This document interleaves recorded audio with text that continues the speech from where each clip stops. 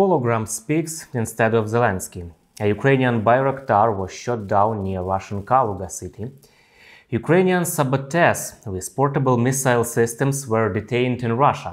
Learn more about these and other masterpieces of Kremlin propaganda in today's episode. Detector Media did all the dirty fact-checking work for you. We have separated real facts from those of a parallel universe.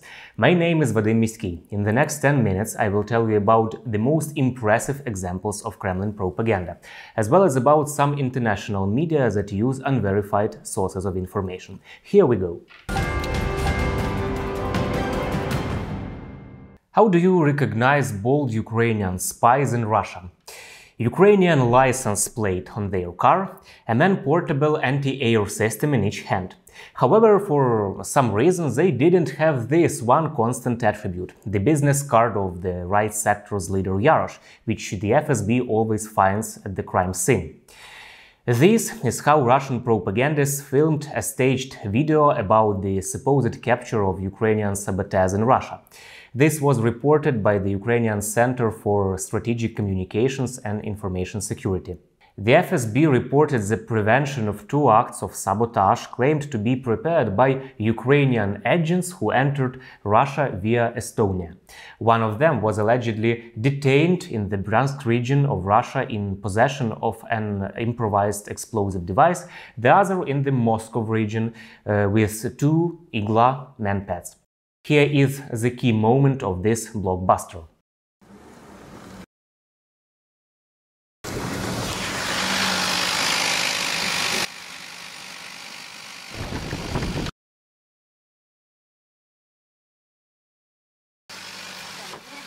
The Center for Strategic Communications drew attention to the fact that the so-called Ukrainian saboteur was driving around in the Moscow region in a car loaded with weapons and with Ukrainian license plates.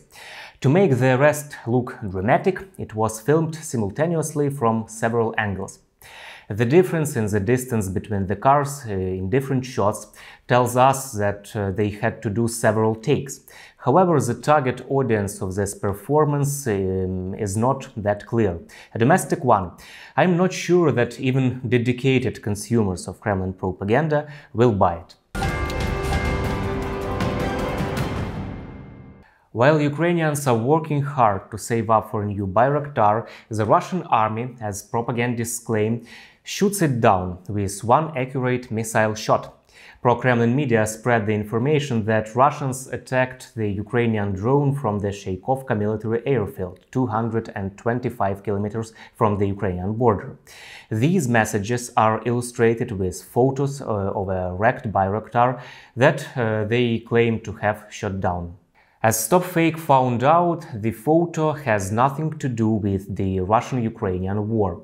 It was taken and circulated in 2020 during the military conflict between Armenia and Azerbaijan in Nagorno-Karabakh. This photo was first posted on Facebook by the press secretary of the Armenian Ministry of Defense, Shushan Stepanyan. Earlier, Russian propagandists repeatedly wrote about the huge number of destroyed Bayraktars.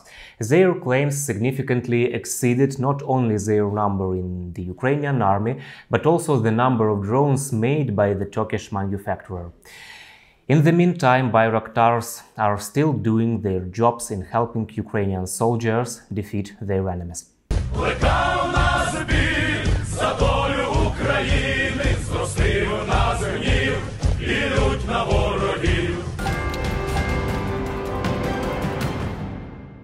Now let me show you how the attack on Belarus was planned.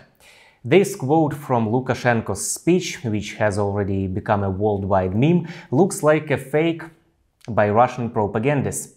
FSB-curated Telegram channels spread the following narrative. An offensive from Belarus and along the entire front line began at the same time as the missile attacks on Ukrainian cities. These fake reports claimed that the Russian forces launched a second offensive in concert with the Belarusian troops. However, this is not true. Ukrainian authorities and the Armed Forces Command deny any information about a Belarusian offensive or Russian advances along the front line. According to the president's office, there is no evidence that Russia is planning to launch a new offensive from neighboring Belarus, despite Lukashenko's statements about creating a joint military force with Russia.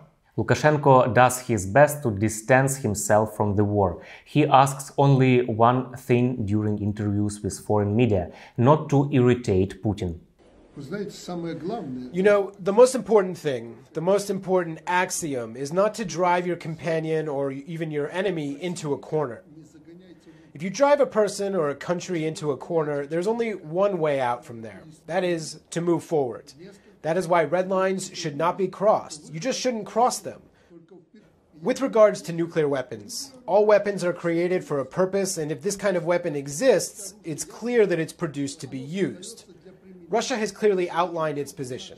If there is to be, God forbid, an attack on the territory of the Russian Federation, in that case, Russia can, if necessary, use all kinds of weapons.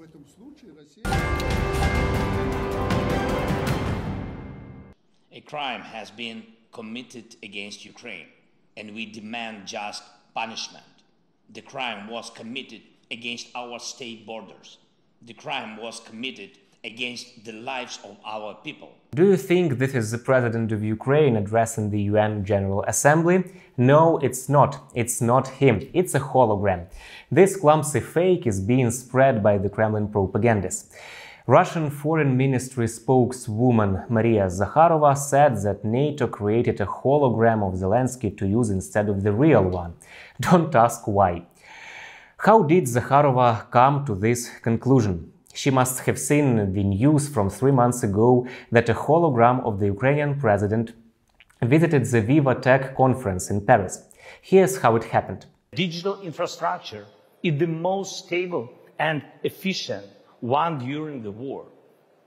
And now we offer the world's leading tech companies a digital land-lease, as land-lease helped save Europe and the world from tyranny during World War II. The digital land-lease can now become a key contributor to the victory of democracy. Now Zakharova says that Zelenskyy did not realize that NATO made his digital mummy to replace the real president of Ukraine when they decide to get rid of him. Zakharova is known for her strange claims, but this time she has really outdone herself. The holographic broadcast wasn't made by NATO. It was by 4 private companies from Europe and the US. They specialize in digital technologies. Zelenskyy used this broadcast to urge tech giants to support Ukraine and support its digital transformations.